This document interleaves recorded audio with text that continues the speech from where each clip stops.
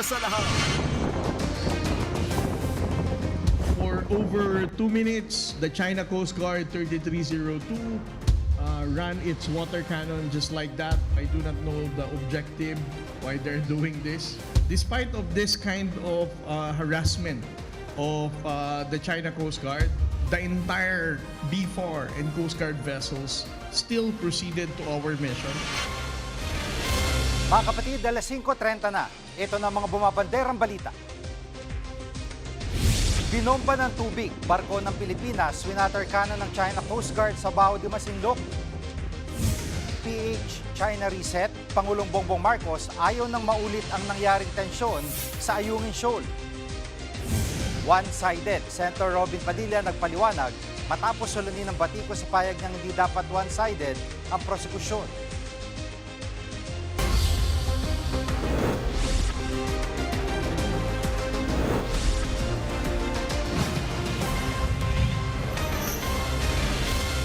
Binomba ng tubig ng China Coast Guard ang barko ng Pilipinas sa Baho de Masinloc sa West Philippine Sea. 3 araw yan matapos ang pananakit nito sa mga taga-Philippine Navy sa Ayungin Shoal. Live mula sa Maynila, nangungun sa balita si Dave Abuel. Dave, may nasaktan ba sa insidente?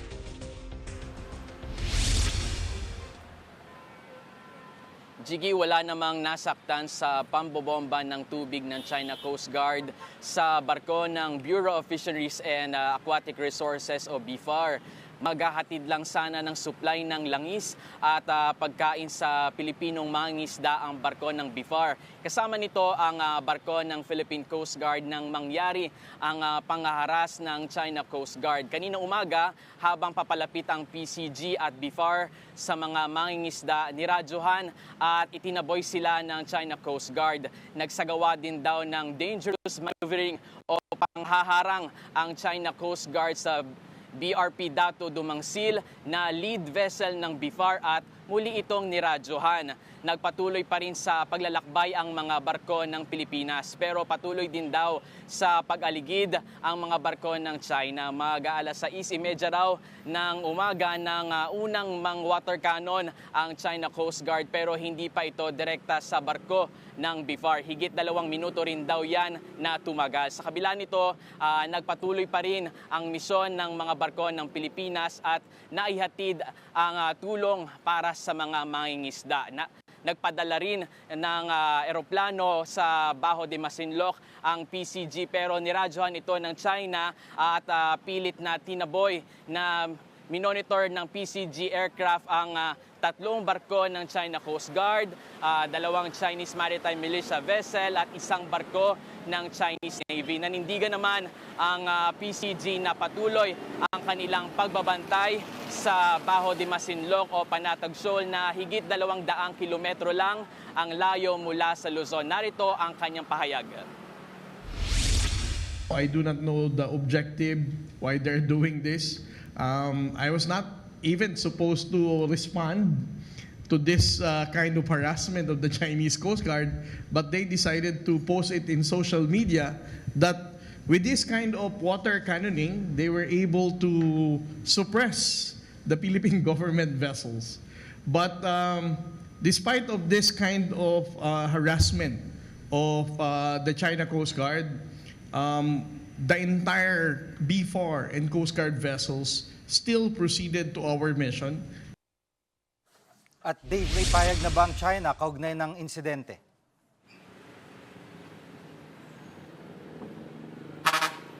Jiggy, sa isang Facebook post, nanindigan ng Chinese Embassy na bahagi ng kanilang teritoryo ang Baho de Masinloc. Giit ni Deputy Spokesperson of the Chinese Embassy, Gu Wei, ang mga barko ng Pilipinas ang iligal na pumapasok sa lugar na ayon din daw sa batas ang kanilang ginawa. Naglabas din ng video ang Chinese Embassy ng paglalayag ng barko ng Pilipinas sa Baho de Masinloc. Pero hindi kita ang aktual na pambobomba ng tubig. Dave, anong tugon ng ating gobyerno tungkol dito?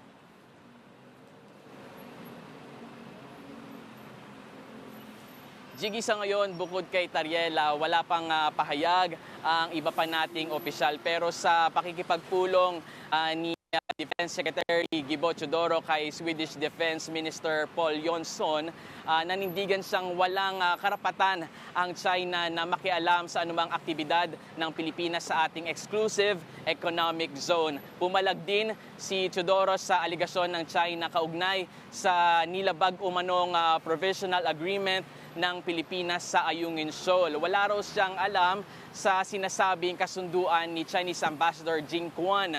Narito ang pahayag ni Secretary Teodoro.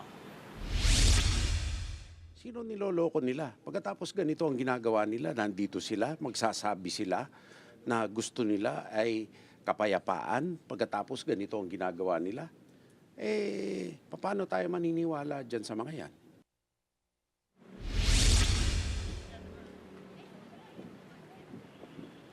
Yan muna ang latest. Balik sa iyo, Jiggy. Yan ang ulat ni Dave Abuel live mula sa Maynila.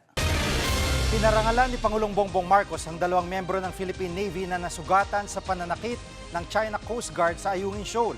Live mula sa TV5 Media Center, nangungun sa balita si News 5 Palace correspondent Maricel Alili. Maricel, anong pagkilala ang binigay ng Pangulo sa 2 sundalo?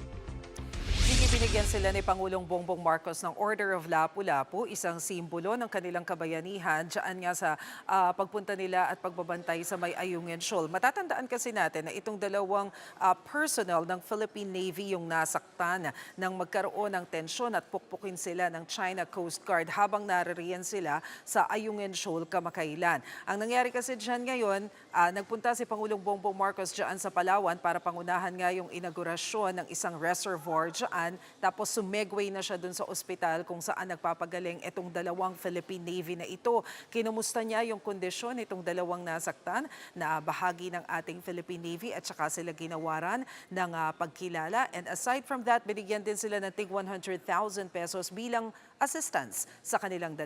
Gigi. At Maricel, sunod-sunod itong mga insidente ng pangharas at pangudyok sa atin ng China. Paano ba ito makakaapekto sa relasyon ng 2 bansa? Tama ka, Jiggy, kaya matatandaan natin, pinatawag pa ni Pangulong Bongbong Marcos sa Chinese Ambassador to the Philippines, Sheng Chuan, dahil nga dyan sa pangyayaring yan. Ang paliwanag kanina ni Palace Press Officer Claire Castro, malinaw yung pahayag ni Pangulong Bongbong Marcos kay Ambassador Chuan na una, ayaw niya nang maulit yung insidenteng nangyari dyan sa Ayungin Shoal. At pangalawa, gusto niyang ma-reset yung relasyon ng Pilipinas at ng China. So syempre, tanong natin kanina si Yusek Claire Castro, ano bang ibig sabihin ng Pangulo kapag sinabi mo na reset? Ayaw nang magbigay ng ibang detalye ni Undersecretary Claire Castro dahil malinaw daw yung agreement ni na Pangulong Marcos at ni Ambassador Chuan na hindi sila maglalabas ng iba pang detalye after that meeting. So ang tanong natin, kamusta ba yung mood habang nag-uusap itong 2 leader? Ang sabi ni Yusek Claire Castro, kapag nasa labas ka, medyo maririnig mo raw yung boses ni Pangulong Marcos. Pero paglabas naman daw ni PBBM at ni Ambassador Chuan, nakangiti naman daw yung 2. So, inaasahan nila na naging maayos naman yung usapan at naiparating din ng maayos yung mensahe dito sa Chinese Ambassador. Pakinggan natin yung bahagi ng pahayag ni Yusek Claire Castro. Nais na mangyari dito ng Pangulo ay hindi na maulit ang mga pangyayari at ma-reset sana ang relasyon ng China at ng Pilipinas sa mas magandang pakikipag-ugnayan. Nadinig siya ng ambassador ng China, nadinig din ng Pangulo ng ambassador ng China. So with that, sana magkaroon ng mas magandang resulta. Yun nga, no, reset ng relasyon ng gusto ng Pangulo, pero sinasabi ni Secretary Teodoro doon sa naunang panayam, Maricel, na hindi mapapagkatiwala ng China. Ano ang paano ba itong mare-reconcile? Ayun na nga, Jiggy. Pero bago ko sagutin yan, maidagdag ko lamang. Yung pulong ni Pangulong Marcos at saka ni Ambassador Chuan, tumagal yan ng 1 hour and 20 minutes. So ganun kahaba yung kanilang naging pag-uusap. Pero patungkol dyan sa tanong mo tungkol kay Defense Secretary Gilbert Teodoro, yes, nakikita natin na bagamat patuloy yung pakikipagdialogo ng Malacanang sa Chinese Ambassador, matapang pa rin talaga yung pahayag ni Defense Secretary Gilbert Teodoro at walang nakikitang dahilan ng Malacanang para i-call ang atensyon ng ng ating Defense Secretary. Dahil ang paliwanag dyan ni Yusek Claire Castro, malinaw naman kung ano ang mandato ng kalihim ng Department of National Defense at nauunawaan yan ni Pangulong Marcos. Kaya hindi niya ikukulang atensyon ng kalihim para baguhin ang kanyang messaging. Dahil trabaho daw niya yon. Iba naman daw ang posisyon ng Pangulo. Kasi the reason kung bakit nga siya nakikipag-dialogue is because of good faith. Naniniwala siya na susunod ang China kung ano man yung mapag-usapan. Dahil kung wala daw ganong klase ng belief na in good faith yung pakikipag-usap, ano pa daw ang punto ng pakikipag-usap natin sa ibang bansa? Pakinggan natin yung sinabi ni Jose Castro. Pero once the President talks to the representative of another country, hindi pwedeng sabihin natin, hindi ako makikipag-usap sa iyo, sinungaling ka. Iba ang estado ng Pangulo, iba ang estado ng Defense Secretary. At Maricel, nakipagpulong din ng Pangulo kay US Secretary of State Marco Rubio. Ano ang kanilang napag-usapan? Well, iba't ibang mga issue, Gigi, na may kinalaman sa pagitan ng Pilipinas at ng US. Pero isa doon sa pinakamahalaga nilang napag-usapan ay yung PAC Silica Paradigm. Alam naman natin na isa itong artificial intelligence hub na binubuo ng US kasama yung iba't ibang mga bansa. Kanina, nagsagawa rin ng press briefing ang BCDA sa Malacanang para ipaliwanag kung ano nga ba yung magiging epekto nitong paradigm na ito o itong artificial intelligence hub kapag natuloy na itayo dyan sa may New Clark City. Ang sabi ng BCDA, tinatayang nasa $40 to $70 billion yung posibleng maging investment kapag natuloy ito. Ibig sabihin yan, makakapag-create sila ng mga nasa 130,000 na direct job, bukod pa yung halos 800,000 na indirect jobs. Sa ngayon, nasa more or less 30 companies na yung nagsabi na interesado silang makiisa dito sa itatayong AI hub. Pero ang catch dyan, Gigi, posibleng hindi matapos dito sa terminong ito, itong programang ito, kasi napakahaba talaga ng proseso. Pwede siyang masimula, siguro mga 2028 bago bumaba si Pangulong Marcos dyan sa Malacanang. Pero ang sabi kasi ng BCDA, kapag ganitong klase ng programa, ganitong klase ng proyekto, baka abutin pa yan ng at least 10 years bago makumpleto. Gigi. At napag-usapan din ba sa meeting yung kampanya ni President Trump na buwagin na ang ICC? Hindi raw na pag-usapan niyang tungkol sa issue ng International Criminal Court doon sa meeting ni Pangulong Marcos at ni Secretary of State Marco Rubio. Sabi yan ni Undersecretary Claire Castro. Pero nagkwento raw si Philippine Ambassador to the US, Babe Romualdez, na nakausap niya na yung kanyang counterpart dyan sa US state. At ang sabi naman daw ni Ambassador Babe Romualdez na ipaabot niya na napakasensitibong issue nitong International Criminal Court pagdating dito sa Pilipinas. Sensitibo dahil alam natin na meron tayong mga former at current officials na nahaharap sa kaso dyan sa ICC. At sinabi naman daw ng US government na nauunawaan nila yung pagiging sensitibo ng usaping ito dito sa Pilipinas. Kailangan lang kasi magkaroon ng paliwanagan tungkol sa issue na to dahil gaya nga ng nasabi mo, Gigi, naging matapang at maanghang yung pahayag ng Estados Unidos kamakailan laban dito sa ICC. As a matter of fact, nanawagan pa nga sila ng ibang mga bansa para i-withdraw yung kanilang suporta dito sa ICC dahil kinu-question nila yung panghihimasok nito sa sovereignty ng US. Yan muna ang latest. Balik sa iyo, Gigi. Yan ang ulat ni Maricela Lili live mula sa TV5 Media Center. Susunod, si Senator Judge Padilla nagpaliwanag matapos tawaging one-sided ang prosekusyon. At ikalimang sona sa Lunes, mismong si PBBM daw ang nagsulat. Diyan lang kayo mga kapatid, dapat una sa lahat.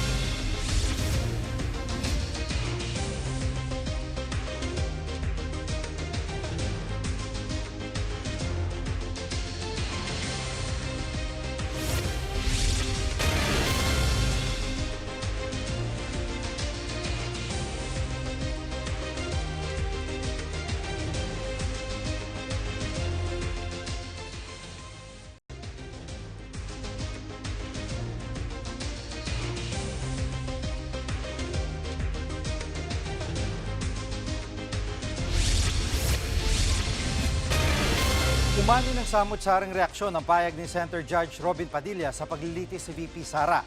Sinabihan niyang prosekusyon na huwag maging one-sided, bagay na sinagot naman ng mga prosecutor. Live mula sa TV5 Media Center, nangungun sa balita si News 5 Senate Correspondent Mayan Los Bañas. Mayan, ano ba ang context ng payag ni Senator Judge Padilla? Jiggy, balikan lamang natin yung nangyari sa impeachment trial ni VP Sara kahapon, kung saan muling umupo or isinalang sa witness stand si NBI Director Attorney Melvin Matibag bilang huli na siya ng witness ng prosekusyon doon sa Article 4 ng impeachment case laban kay VP Sara. Kung saan sa particular na impeachment trial na yan, nag-advise si Senator Judge Robin Padilla sa prosekusyon na kung pwede, wag naman daw sana maghaharap ng witness na merong perjury case. Pero linawin ko lang he was not pertaining to Attorney Matibag. Ang tinutukoy dyan ni Senator Padilla na sa pagkakaalam daw niya ay may perjury case yung unang dalawang witness mula sa NBI. Itong si Attorney Jeremy Lotoc at si Agent John Mark Calilong. Pero alam mo, finact-check siya dyan ni Lead Prosecutor Jervil Luistro. At sabi niya, chinek nila yung kanilang witnesses at wala namang may kaso na perjury. At kahit pangaraw ba, merong conviction, yan ang paliwanag ni Representative or ni Prosecutor Luistro, kahit may conviction, hindi madidisqualify bilang isang witness ang isang tao. Pero alam mo, even after that, hindi pa rin talaga nagpaawat sa Senator Robin Padilla at sa kanya sinabihan ang prosekusyon at in-advise niya na kung pwede, wag naman silang maging one-sided. Balikan natin yung bahagi ng paglilitis na yan kahapon. Panoorin natin to, Jiki. Sana hindi one-sided ang ating persecution. Kasi, alam nyo, pag kayo ang pagpabor sa inyo, alam nyo, bawal po ang ginagawa. Kindly maintain Presiding order officer, within the bawal court. po ang ginagawa nitong nasa harap natin, nagkukomento. Kindly maintain order in the court. Hindi po Order in the sila court. allowed. Mag-ingay. Korte po ito. You may proceed, Senator Judge I was Padilla. interrupted.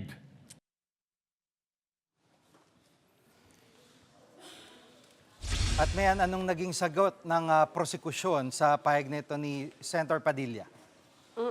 Ang sabi ni Private Prosecutor Lorna Capunan, Jiggy, ang paliwanag niya, dapat lang na one-sided talaga ang prosekusyon at depensa dahil trabaho nila na ipagtanggol yung kanilang side. So for example, for prosecution, trabaho nila na patunayan na meron talagang merits kung bakit inimpeach sa Kamara ang VP, ang Vice Presidente at kung bakit dapat siyang makonvict. And at the same time, yung depensa naman, kailangan din nilang ipagtanggol yung respondent na si VP Sara Duterte. At yan din ang pananaw ng iba pang mga prosecutors. Dahil kung meron daw dapat maging neutral dito, dapat ay mga senator judge yan na sa huli ay siyang mag-a-analyze, mag-aaral ng kaso at siyang magbibigay ng desisyon kung dapat bang makonvict o ma-acquit si VP Sara at hindi ang prosekusyon. Kumbaga, magulat daw tayo kung maging neutral ang prosekusyon o ang depensa. Pakinggan natin ang pahayag ng mga prosecutors, Jiggy.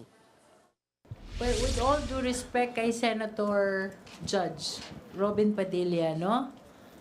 Apparently, this impeachment trial is adversarial. Siguro mas nakakapagtaka pag naging neutral ang prosecution. At lalong nakakapagtaka kung i-defend namin yung respondent. Prosecution should really be one-sided, di ba? Because yun ang task ng prosecution. The defense is also one-sided because they have to prove the defense.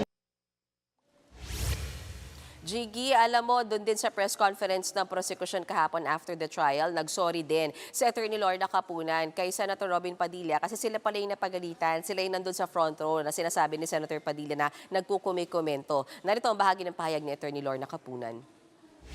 We're very appreciative that Senator Robin always brings color and surprise and excitement. Gising kami lahat at pinagalitan pa kami sa front row. So may I use this opportunity to apologize to Senator Judge Robin. There was no intent to disrespect him. At may pahayag na ba si Senator Padilla at anong kanyang paglilinaw? Oo, naglabas ng hiwalay na pahayag itong si Senator Judge Robin Padilla after nga na maging viral itong kanyang sinabi na wag naman kayong maging one-sided. Ang paliwanag ni John Jiggy, what he is after ay fairness. Kasi kung ang sinasabi daw, for example, ng prosekusyon, ay hindi naman madidisqualify sa pag-stand at bilang witness ang isang tao kahit pa siya ay may kaso o kahit pa siya ay convicted, sana ganun din daw ang pagtingin sa mga senator judge na inaresto aresto. Sana daw mabigyan sila ng pagkakataon na humarap din naman sa impeachment court at personal na mapakinggan yung mga testimonya. Sana daw ma-exhaust din lahat ng legal means para nga sila ay personal na makapunta sa impeachment court. Anyway, hindi pa naman daw sila convicted. Ang tinutukoy niya dito ay yung dalawang senador na kasama nila sa minority bloc na sa ngayon ay nakakulong. Si Senator Jinggoy Estrada na may kasong plunder at graft dahil sa flood control scandal, si Senator Dante Marcoleta na may plunder case din dahil naman sa mga campaign donations na umabot ng 75 million pesos. Yan muna ang latest mula sa Senado. Balik sa iyo, Jiggy. Yan ang ulat ni Mian Los Baños live mula sa TV5 Media Center. Mismong si Pangulong Bongbong Marcos daw ang nagsulat ng kanyang talumpati para sa ika-5 SONA niya sa Lunes. Live mula sa Batasang Pambansa. Nangunguna sa balita si News 5 House Correspondent Barn Enriquez. Marian, anong inaasahang lalamanin ng SONA ng Pangulo?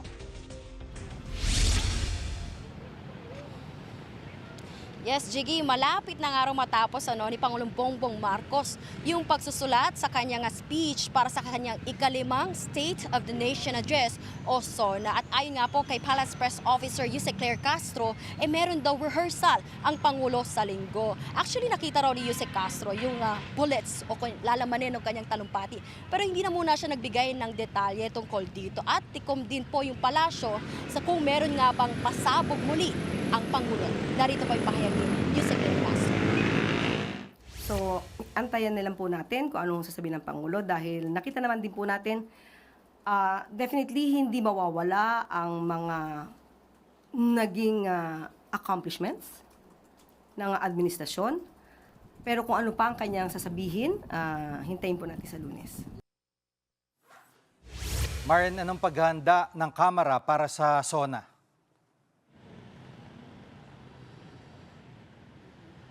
Jiggy, all systems go na nga yung Kamara para nga doon sa ika-5 SONA ng Pangulo. Yung Kamara yung mag-host nga nitong SONA at nakita natin yung ilan ngang mga renovations sa loob, lalo na yung mas pinaganda kumbaga na facade doon sa harap po ng main building at yung flag pole at nakalatag na rin yung bagong palit na carpet po doon sa may mismong plenary hall at sa Lunes ng umaga, Jiggy, magkakaroon nga muna, bubuksan na po yung second regular session ng Kongreso bago nga yung SONA ng Pangulo at target ng Kamara na maipasa nga yung nasa 26 na LEDAC priority bills kasama na nga po riyan yung political party system or party list system reform act, yung cybersecurity act at gayon na rin yung pag-disqualify doon sa mga kaanak ng mga government officials na sumali sa government contracts hanggang 4th degree of consanguinity. At meron din yung ilang mga kongresista na wish list na maipasa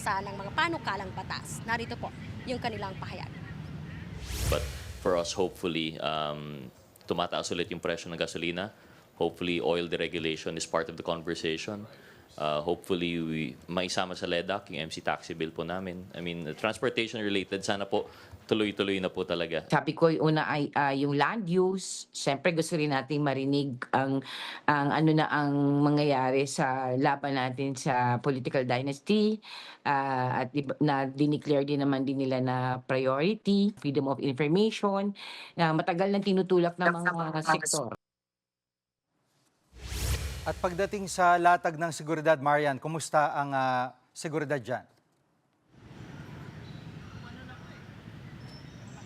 Yes, Jiggy, simula nga bukas ay naka-full alert na yung NCR Police para nga dito sa paghahanda sa SONA ng Pangulo. Nasa higit 20,000 na police yung i-deploy nga dito sa buong Metro Manila. At meron din dagdag na mga personnel mula nga yan sa MMDA, BFP at iba pa para nga sa seguridad. At naka-lockdown na po. Nakikita ninyo kasalukuyan ng naka-lockdown itong buong Batasang Pambansa.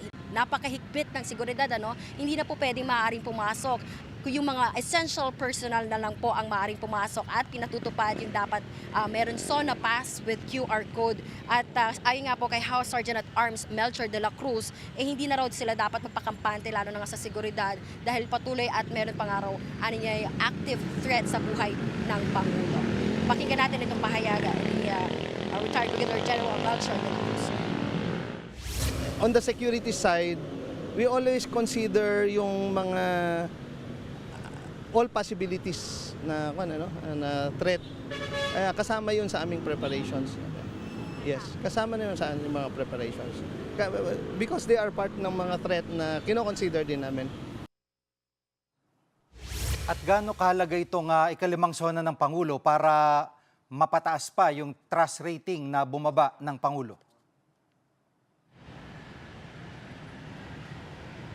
Yes, Jiggy, napakahalagang araw itong darating na sona ng Pangulo dahil ito na yung tinuturing na kanyang lame duck phase o yun nga papalapit na yung pagtatapos ng kanyang termino at mas maganda raw sana kung konkreto at talagang tatatakan yung mga aksyon na ihahayag ng Pangulo. Sinabi rin kasi ng political analyst na mas nananaig daw kumbaga yung away politika kaysa doon sa hustisya at pagpapanagot doon sa mga sangkot sa flood control scandal. Kung babalikan natin, Jiggy, noong nakaraang taon na sona ng Pangulo, sinabi niya na mahiya naman daw itong mga tiwali. Pero ayon sa political analyst, parang wala naman daw konkretong nangyari. Narito po yung pahayag ni Professor Froilan Calilo.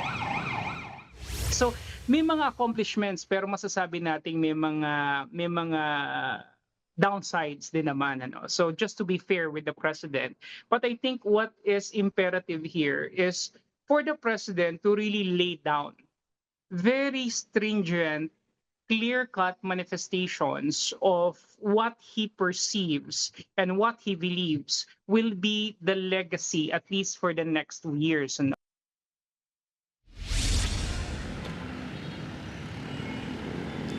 Jiggy, sa pagbubukas nga ng second regular session, tiniyak naman ng mga kongresista na hindi makaaapekto itong gumugulong na impeachment trial doon sa kanilang trabaho bilang mga mambabatas. Yung muna ang latest dito sa Kamara. Balik sa Jiggy. Yan ang ulat ni Marian Enriquez live mula sa Batasang Pambansa. Susunod, mga tagapagsalita ng prosekusyon at depensa sa paglilitis kay VP Sara, bakit kaya pinapapalitan ni Presiding Officer Escudero? Huwag kayong bibitiw, dapat una sa lahat.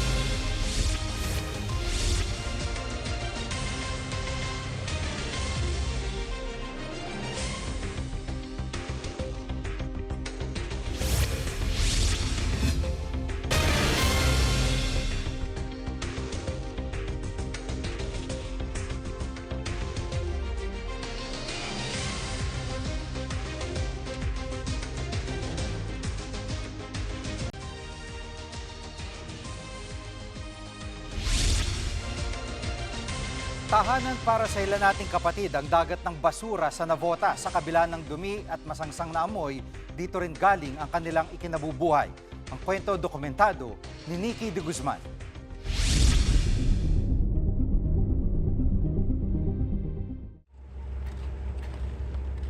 Sa unang tingin, aakalain mong dump site ang lugar na ito.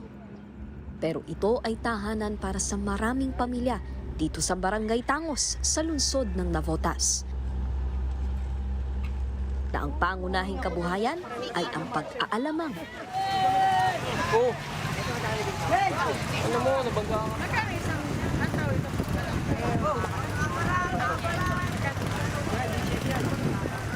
Dito sa tabing dagat naninirahan ang pamilya ng 46 anyos na si Cristina. Saan po kayo kumakain? Saan po kayo nagbabanyo? Pinagtagpi-tagping trapa lang ang nagsisilbi nilang silong tuwing dadalawin ng unos o bubulabugin ng matinding init. 5 taon na po kami rito. Ilan po kayong nagkakasya dito? 5 po kami rito natutulog. Sino-sino? 3 anak ko po, tsaka kami mag-asawa. Hindi po ba kayo naiinitan dito? Mainit nga po. Saka yan po kahit paano marami po kasing kalat. Kahit po doon diba? Kaya nga eh. Kahit naman po natin ang ganyan din po. Hagis dito, hagis doon. Pero matagal na po kayong nagdesisyon na gusto nyo talaga dito lang sa may tabing dagat? Hindi naman po talaga ang ko dito eh. Kaya nandito lang talaga hanap buhay. Ang tubig ay buhay. Ang bawat pagtabig ng alon sa katig ng bangka ay hanap buhay ang bitbit para sa mga namamalakaya sa dagat. Dito sa pampang ng Navotas, mapagbigay man ng alon, pagkakataon naman ang nagdaramot. Hindi lang kalikasan ang kalaban nila, pati ang mga pagbabagong dala ng pag-unlad. Kasi yung bangka hindi nakakapaglayag. po ng Coast Guard. Siyempre, ginagawa po kasing airport ito, no? So, nakikita alam po natin. Anong epekto niya sa pagkuha dito? Palakayan ng mga bangka ngayon. Kumukunti yung kumbaga space na pwedeng Opo, yung space na dapat nilang palakayan, lumiliit na po. Hindi na po yung sapat sa amin yung kinikita namin. Dahil kumukunti din, syempre, ang huli. Pag kumukunti yung area na pwedeng kuhanan. Kasi katulad niyang mga ganyan, yung pag-unlad, ano? Kaya gusto nila may airport, may highway. Kaya nga po eh. Pero parang pag-uunlad ba yun kung meron naman ding naagrabyado? Kasi nga po, dahil dyan, nasisira ang ng kalikasan. Nawawala yung ng kalikasan dahil sa kanila. Ng katubigan? Opo. Dumudumi yung dagat.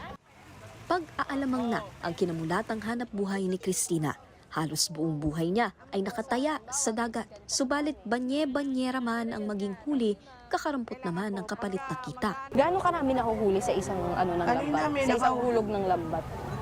40, 60 banyera po. 40-60 na ganito. Ang dami agad. Sa ganito po karami, magkano po bentahan ng ganito? Ang bentahan nito, ang 1 kilo po, 50 pesos lang po. 50, 1 kilo. So, magkano po ang ganito, sa, halimbawa, is ganito kadami? Opo. Ang kuha na ito, nasa 300, 400 lang po ito. Yung taong bangka po nagbibigay sa kanila ng pera. Kung ilang banyera po yung huli nila, kung magkano lang po ang maibigay sa kanila. Malay po, 20 banyera huli nila, bibigyan lang sila minsan 300. Kung 10 katao sila, 20 katao paghahatian. Nagtitiis nga kami, kumikita lang kami, 200, 300. Sa loob ng isang araw. Paano nyo po napagkakasya yun? Nagkakasya po kasi. Ilan po ba kayo sa pamilya? 6 po yung anak ko eh. Ngayon yung 3 may asawa na po. 5 na lang kami dyan. Yung 300, bibili ko 1 kilong bigas. Yung 100 pambaon ng 3 elementary ko tsaka 1 high school. Yung 100 naman po, yun naman po pabayad namin. Tubig, ilaw. Ang lugar kung saan nakadepende ang hanap buhay ng mga tulad ni Cristina naging tambayan ng langaw dahil sa tinatambak na basura. Kaya hindi naaalis kay Cristina ang pangarap na makaalis ang kanyang mag-anak sa madungis nilang sitwasyon. 5 years na rin kayong dito nakatira, tabing dagat lang. May balak din po ba kayong umalis one day? Meron po. Kasi ayoko po kasi nanasin ng anak ko na ganitong hanap buhay. Mahirap po. Kaya ko, matanda na ako. Hindi ko pwedeng pandagat sa mga anak ko yung ganitong hanap buhay. Kailangan makapagtapos sila sa pag-aaral para maihang naman kami. Kasi mahirap talaga yung ganitong buhay, ma'am. Pag-bagyuhan, mahirap talaga. Lalo nung bagong malakas na, wasak talaga ito. Wala man lang natira sa akin. So hindi nyo rin pong gustong manahin ang mga anak nyo yung gantong hanap buhay? Kaya nga sinisikap ko na mag-aral sila, magtapos sila. Kahit ganito lang kinikita ko eh. Para makapagtapos sila, isipin nila yung pag-aaral nila. Makapagtapos man lang sila ng pag-aaral, masaya na ako eh.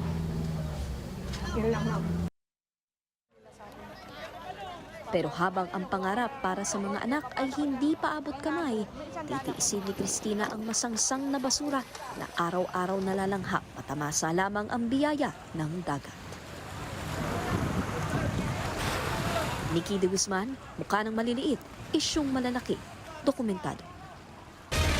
Susunod, Manibela Chairman Mar Valbuena pumasa sa acting challenge sa Good Morning Kapatid. Huwag kayong bibitiw, dapat una sa lahat.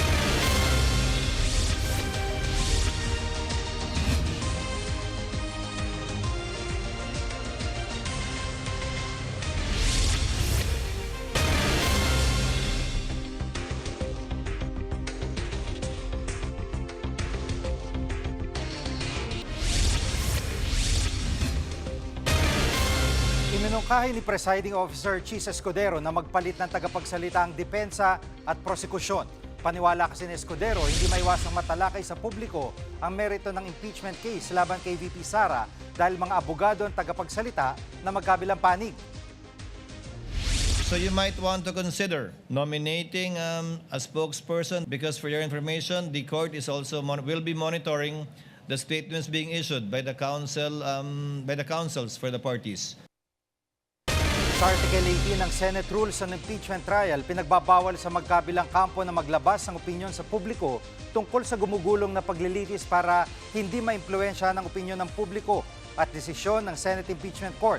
Bukas naman ang depensa sa suhestyon ni Escudero pero ikukonsulta raw muna nila ito kay VP Sara.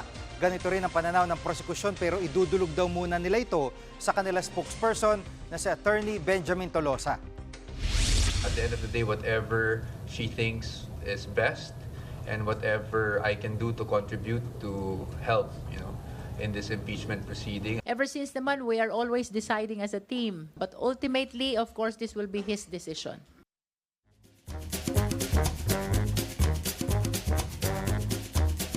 Pahabol mga kapatid, sa gitna ng tigil pasada, hindi natrasan ng chairman ng grupong Manibela ang trending na acting challenge.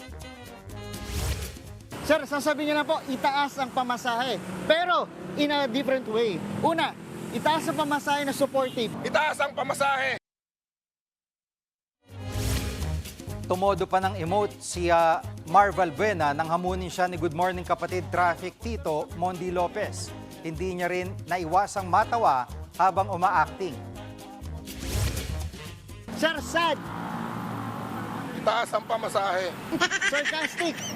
Itaas ang pamasahe! So dapat may sweet version ng itaas ang pamasahe. Sa ating mahal na Pangulo, mahal ka po namin at sa kay Chairman, Vigor Mendoza, I love you po. Sana itaas nyo na ang pamasahe. Good vibes. Good vibes naman ang hatid niyan sa ilang netizen. Nabuhayan daw sila ng loob sa kwelang acting challenge ni Balbuena. May araw ka din, Tito Mondi. Kami ang inyong mga kapatid sa Balitan at Public Service. Dapat una sa lahat. Abangan niyo po ulit kami bukas dito sa TV5, 1PH, RPTV, True TV at 105.9 True FM.